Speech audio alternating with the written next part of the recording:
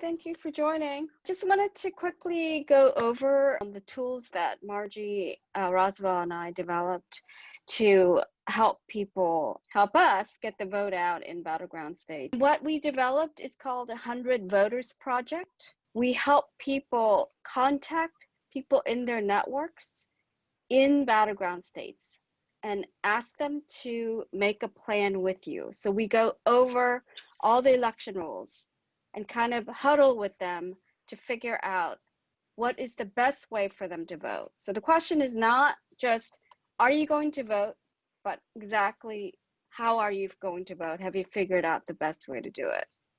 And so the spreadsheet that Margie put together populates with election information that we try to keep up to date as all the changes are being made. We've developed 3 tools that will help people find people they know in battleground states and to track our conversations with them, because we're probably going to need more than one contact with them to make sure that they actually vote, and they vote in a way where the ballots will count, because as you guys know, in some places they don't count the ballot until after the election, and we want to try to avoid that problem of having the ballots counted much after election day. So the one part is like the tools, and the second part is training our volunteers to be effective at communicating with voters. And so we created scripts and talking points. I'm going to start with the Facebook tool.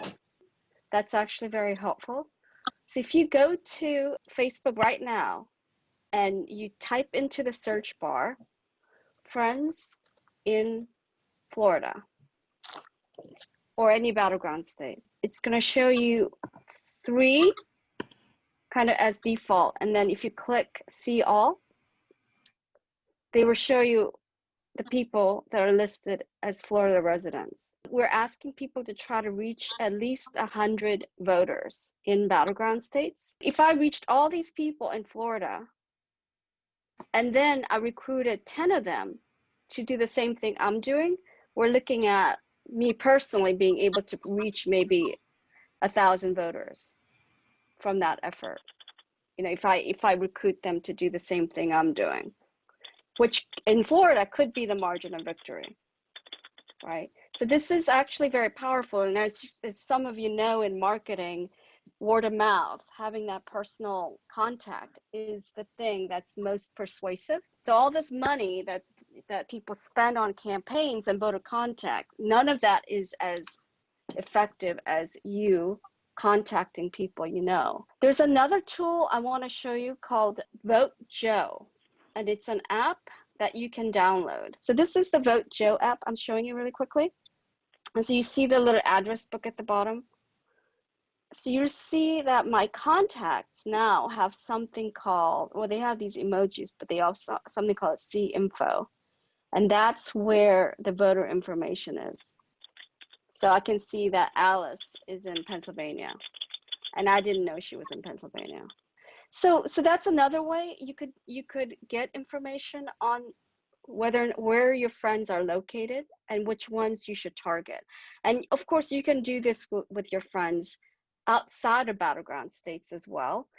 But since we are trying to be strategic and make sure that the battleground states are able to vote, we are asking people to prioritize their friends in battleground states. So the talking points our volunteers actually have found really helpful, because it can be so stressful talking about the election. I mean, some people you think they're liberal, but maybe they turn out not to be so liberal. It just kind of goes through some of the situations and has really good matter-of-fact responses. We personally are advising our volunteers to emphasize that the economy is actually better when we have Democratic presidents, for instance. We like to point out to people that abortion rates go down with Democratic administrations. We quote this Catholic priest who says, do you want Republican rhetoric or Democratic results? Because we're all interested in reducing the abortion rate. I think we can have these conversations in a way that's calm, that doesn't turn into an argument or defensive or a waste of time. We also create personalized spreadsheets for everybody. Margie, do you want to do that, or do you want me to do that? I'm going to share my screen. If you would like to join the 100 Voters Project and implement this relational strategy that we actually think could, in fact, swing the election, send me an email or send Annabelle an email, and we will get you your personal copy of this spreadsheet. And basically, you can use it to track names. Steve, are you willing to be a test subject? What state are you in? I'm in California. You're in California, okay. Now, there are blue fields here that auto-populate, and this is auto-populating and telling me that this is not a battleground state. So over here on the right, there are fields that automatically populate.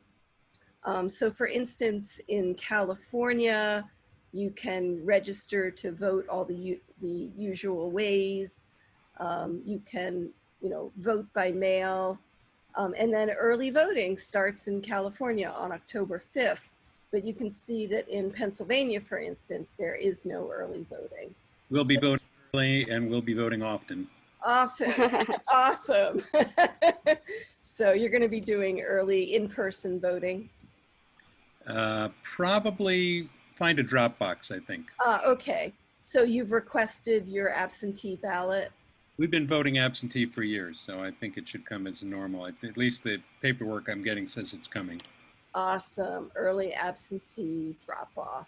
I suspect you're very likely to vote. Have you thought about becoming a poll worker? I have, but I'm over 70, and I just don't think it. Yeah. I understand.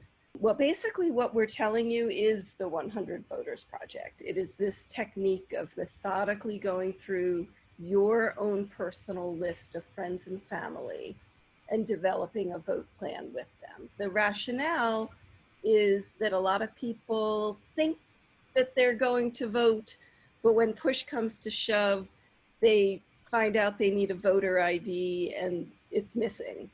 And by having these conversations early, we really help people think through exactly what their vote plan is, and we think we can really boost turnout that way. You might ask people their address and phone number.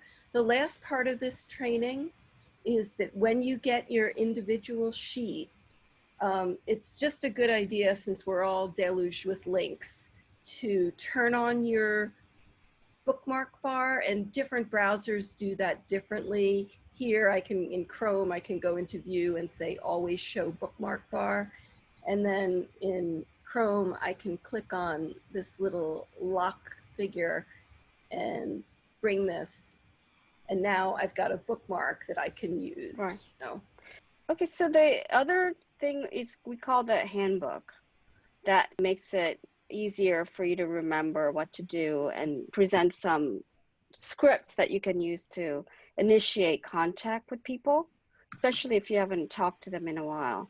And it also has a list of battleground states. These are the top tier battleground states right now.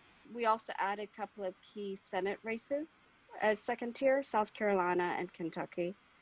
But the top tier is kind of the thing that we're really focused on, trying to make sure that we get the votes out in Wisconsin, Michigan, Pennsylvania, Florida, Arizona, North Carolina, and so on. How I've been approaching people is, especially if you're on Facebook, you can check to see what they've been posting and say, hey, I've noticed that you posted this about the election.